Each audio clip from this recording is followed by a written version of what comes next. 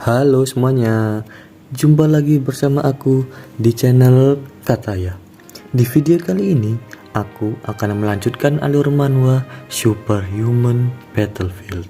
Bagi yang belum nonton part sebelumnya, disarankan tonton dulu sih, agar tidak kebingungan jalan ceritanya. Tanpa berlama-lama, kita lanjutkan saja pembahasannya. Let's go. Kita rekap dulu part sebelumnya sebentar ya. Nah, di suatu hari ada satu kelompok beranggotakan 7 orang. Mereka menyerbu dungeon terakhir. Tetapi saat sudah selesai, para monster malah bertambah banyak. Mau tidak mau, 7 orang itu kabur dong, karena tenaga mereka habis untuk pertarungan sebelumnya. Jika mereka kabur terus, mereka juga akan terkejar dengan cepat. Alhasil, sang pemimpin kelompok itu mengorbankan diri agar yang lain bisa selamat. 17 tahun kemudian, pemimpin yang dianggap sudah mati itu tiba-tiba terjatuh dari langit dan dia hidup kembali. Kita diperlihatkan keadaan saat Seomunyeop sedang melawan para monster saat final dungeon. Dia membunuh para monster satu persatu seorang diri. Dia berdiri di depan gerbang yang baru tertutup. Akhirnya gerbang dungeon telah tertutup, kata Seomunyeop, dan dia segera bersiap lagi untuk melawan semua monster agar bisa bertahan hidup. Bagaimana kalau kita bertarung sampai mati? Ternyata kejadian tadi adalah mimpi dari Seomunyeop, dan dia terbangun dari tidurnya sambil terengah-engah. Suster yang melihat itu langsung menanyakan keadaan Seomunyeop. Kamu sudah bangun? Bagaimana kondisimu? Seomunyeop balik bertanya ke suster. Aku ada di mana? Kita ada di rumah sakit, jawab suster. Seomunyeop terkejut karena sekarang sudah di tahun 2002. Dia berkata, ini tidak masuk akal. Aku yakin sekali aku masuk ke dalam dungeon itu tahun 2005. Suster menenangkan keadaan Seomunyeop dengan berkata, pasti sangat membingungkan bagimu. Aku pikir kamu harus diberi penjelasan mengenai apa yang terjadi padamu. Tunggu sebentar. Suster langsung mengambil remote TV dan menunjukkan berita. Presenter berita mengatakan, berita hari ini, Seomunyeop, kedua ketujuh pahlawan yang sebelumnya dikabarkan telah tewas, kembali lagi setelah 17 tahun dan saat ini sedang dirawat. Tuan Seomunyeop jatuh dari langit di atas alun-alun Gwanghwamun dan ditemukan tidak sadarkan diri di depan patungnya. Saat ini dia tidak sadarkan diri.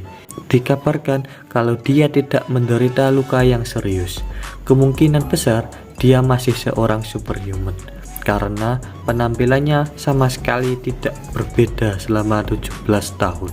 Beberapa ahli berspekulasi kalau ini disebabkan oleh distorsi ruang dan waktu. Mendengar berita itu, Seomunyeop terkejut dan terheran. 17 tahun telah berlalu. Rasanya aku cuman beberapa hari di dalam sana. Setelah perkataan itu, suster mengatakan sambil menunjuk keluar jendela. Ya, karena itulah sedang gempar di luar sana. Setelah kamu masuk ke rumah sakit ini, para reporter dan wartawan sudah berkumpul di luar sana. Melihat banyaknya orang berkumpul, Seomunyeop makin tidak senang atas kehadiran mereka. Para bajingan itu masih sama saja. Seomunyeop meminta cermin kepada suster untuk melihat dirinya sendiri. Setelah bercermin, Seomunyeop terheran. Aku sama sekali tidak menua. Tidak mungkin aku semudah ini kalau waktu sudah berjalan 17 tahun. Apa mungkin distorsi ruang dan waktu memang terjadi? Tapi kalau dunia ini memang 17 tahun ke depan, maka aku yang sekarang. Sebelum mengakhiri perkataannya, Seomunyeop teringat tentang asetnya. Tunggu. Mungkinkah tabungan hidupku? Mendengar hal itu, suster menjawab, itu seperti yang kamu tuliskan di wasiatmu. Semuanya didonasikan ke lembaga perlindungan anak. Sial, kata Seomunyeop. Kalau begitu, bagaimana rumahku? Tempat itu sudah jadi museum. Kalau mobilku dijual di lelang amal. Miskin, Wak. Semunyep menjadi lemas dan tidak mempunyai semangat hidup. Dia berkata, simpelnya sekarang aku miskin dan tak punya rumah ya. Sial, kalau seperti ini aku akan menyisakan beberapa. Melihat keadaan itu, suster tertawa canggung dan segera menghibur pasiennya. Haha, jangan khawatir, kamu itu kan penyelamat dunia. Tidak akan ada orang yang menelantarkanmu. Faktanya, Tuan Baek Jeho langsung menghubungi kami saat mendengar beritanya. Aku akan menghubungi dia lagi untuk bertanya kapan dia akan datang. Setelah beberapa saat, suster mengabari Semunyep bahwa Baek Jeho akan segera datang. Mendengar hal itu, Semunyep merasa sedikit lega dan susternya mengatakan, kalau begitu, aku akan pergi sebentar. Bunyikan saja belnya kalau kamu butuh sesuatu. Setelah suster meninggalkan ruangan, Semunyep memikirkan tentang keadaannya. Meski aku melihat dengan mata kepalaku sendiri, aku masih belum bisa mempercayainya. Pertama-tama, aku harus memeriksa kondisi tubuhku dahulu. Eye of Analysis. Nah, tak jelaskan sedikit. Setiap orang yang dianggap superhuman itu memiliki skillnya masing-masing. Kita sebut saja superpower. Satu orang biasanya memiliki minimal satu superpower.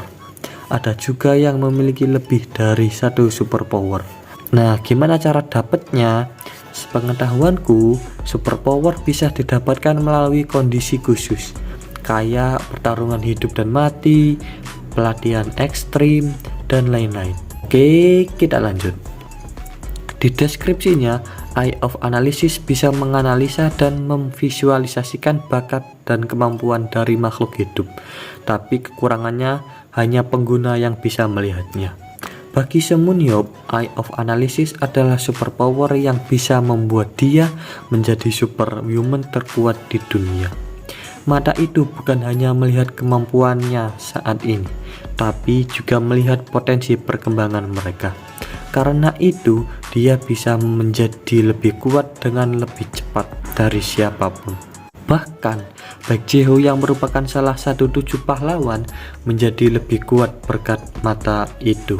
Setelah mengaktifkan Eye of Analysis pada dirinya, kita diperlihatkan stat dari Semunyep. Dia terkejut karena willpower-nya mencapai 110.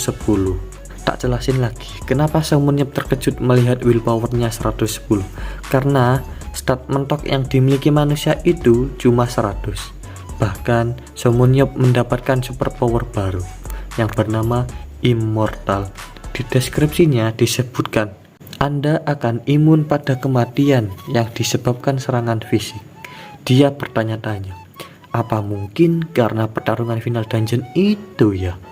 Tiba-tiba pintu terbuka dan Baek Jeho datang. Melihat itu, Semunyep bertanya, apa kau Jeho?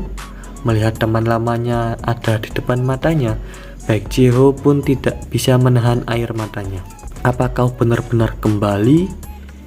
Melihat air mata itu, Semunyep malah mengejeknya. Karena dunia terlalu damai, kau menjadi lemah ya?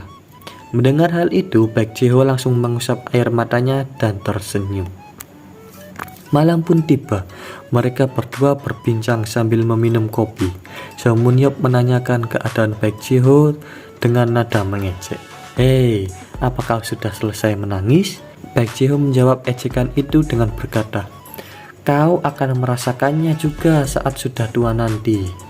Jadi maksudmu aku tidak tahu rasanya karena masih muda?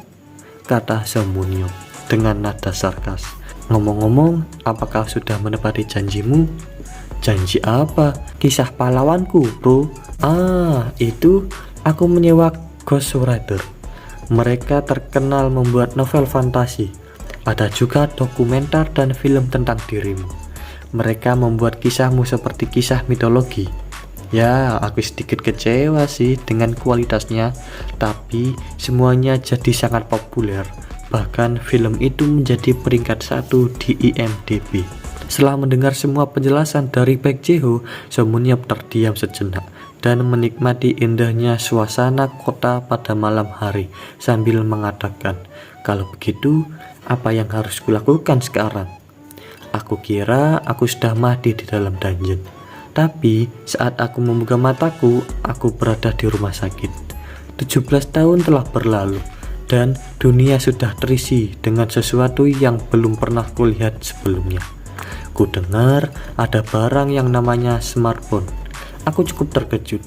Aku yakin sekali ini semua bukan ilusi, tapi tetap saja rasanya seperti aku sedang bermimpi. Dan meski aku sudah menyelamatkan dunia, sekarang aku cuma orang miskin yang tidak punya rumah. Mendengar curhatan temannya, Baek Jae-ho menepuk pundak So Mun-yeop dan menghiburnya. Kalau kau butuh uang, tinggal bilang saja padaku. Itulah gunanya teman. Sepertinya kau memang sudah dewasa ya. Kau pasti hidup enak selama 17 tahun ini. Apakah memulai bisnis atau semacamnya? Tanya So Mun-yeop. Hadiah yang kuterima dari Red Dungeon dan hadiah yang kudapatkan setelah perang selesai, mau tidak mau aku harus memanfaatkan semua itu kan? Mendengar jawaban itu, So Mun-yeop malah terheran. Itu aneh, meski kau punya banyak uang, bagaimana mungkin bisnismu tidak hancur kalau dipimpin orang sepertimu? Baek Jae-ho pun tertampar fakta oleh perkataan tadi. Aku benci mengakuinya, tapi aku menyerahkan kepemimpinannya ke ahlinya. Oh, jadi itu artinya kau tidak punya pekerjaan? Tidak juga, aku punya hal lain yang aku kerjakan. Oh ya? Apa? Kepala pelatih timnas. Pelatih apa? Tanya So Mun-yeop. Baek Jae-ho pun memperlihatkan rekaman pertandingan Battlefield antara Perancis melawan Jerman. Setelah itu, So Mun-yeop bertanya, apa ini? Bukannya ini dungeon yang kita raid? Semua dungeon itu sudah hancur kan?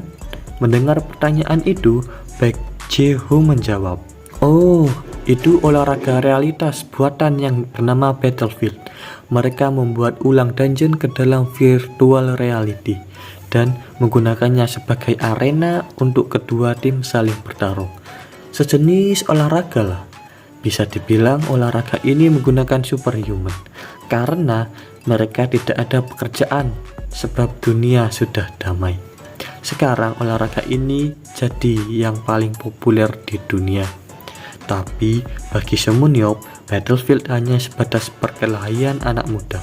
Baek Jae-ho menjelaskan lagi, itu bukan cuma perkelahian anak muda, ada juga player-player hebat yang kekuatannya setara dengan 7 pahlawan. Dan kejuaraan dunia bisa mempengaruhi martabat suatu negara, entah itu naik atau jatuh. Setelah mendengarkan semua penjelasan tadi, So Mun-yeop penasaran dan bertanya, begitu ya. Jadi posisi berapa Korea Selatan? Mendengar pertanyaan itu, Baek Jae-ho panik. Apa? Di sisi lain, So Mun-yeop malah sibuk mencari tempat sampah karena kopinya sudah habis. Apa kau tuli karena semakin tua? Posisi berapa Korea Selatan? Meski populasi kita rendah, kita masih punya banyak orang kuat kan? Olahraga remeh seperti ini bukan masalah besar. Mendengar pertanyaan itu, Baek Jae-ho sempat terdiam. Dia menjawab, sebenarnya Korea Selatan peringkat terakhir. Setelah itu, keadaan menjadi sunyi. Dan So Mun-yeop berkata, apa? Let's play.